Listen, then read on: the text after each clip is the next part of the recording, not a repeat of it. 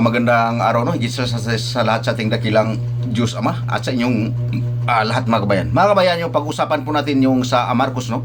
Marcos 5:6 hanggang 7. Mga kabayan, itong sa Marcos po, upang munawaan niyo, ito po ay may salita ng Panginoong Mesyas dito, may salita po ang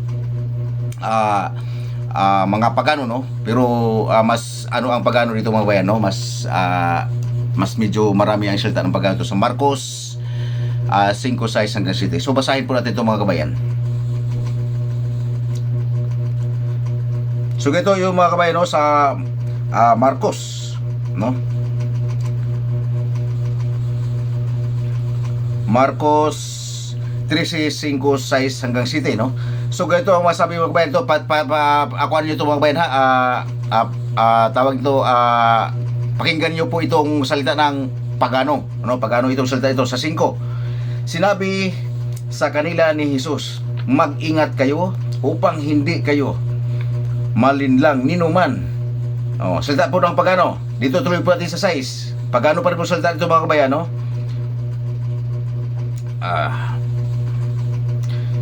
6. Maraming darating at gagamitin ang aking pangalan. Sila ay magpapanggap na sila ang Kristo at ililigaw nila ang marami. Ito po yung salita mga kabayan ng pagano no.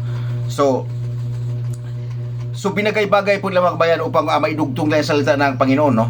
So ganito rin po ganito na po mga kabayan sa city no. Ito po ang salita ng Panginoon no. Ang mismong Mesiyas na po ang may sabi nito no. Ang city sa huwag kayong mababagabag kung makabalita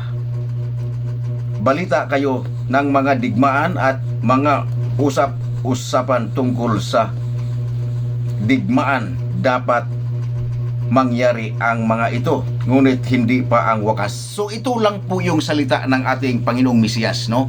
Yung salitang yun, yung may babala no, ay ito, ayun po ay salita ng mga pagano. So mga kabayan, so mag-ingat po talaga tayo sa Bible no, kasi po mayroong paano man ang salita ng ating Mesiyas o dakilang Diyos Ama no, ay ito po ay dinudugtungan no, o inuna ng mga salita ng mga pagano no, nga tapos bago nila gagawa sa salita na medyo matamis no, o matamis, napakaganda pakinggan, tapos idugtong po nila yung salita ng ating Mesiyas no. So ganyan ang ginagawa nila no.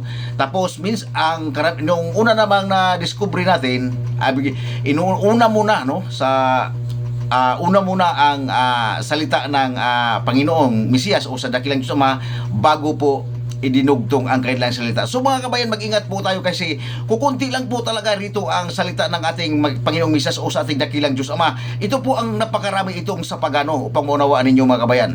So mapaniwalaan natin ang Bible na ito ay salita talaga ng ating Mesiyas lahat no, kasi magaling sila mag-imbento. Ngunit ang sinasabi ng Ama rito, ilan lang po talaga ang salita ng Panginoong Mesiyas dito. Sila na po ang gumagawa nito mga kabayan no. So tinatanong ko sa Ama kung ito bang mga ito, kasi masasarap pakinggan no, nung sa salita ng pagano, sasabi ko sa dakilang Diyos Ama, ito ba ay ginigiyahan po ba sila o guide po ba ito ng banal na espiritu? Ang kailang pagsalita, hindi po no.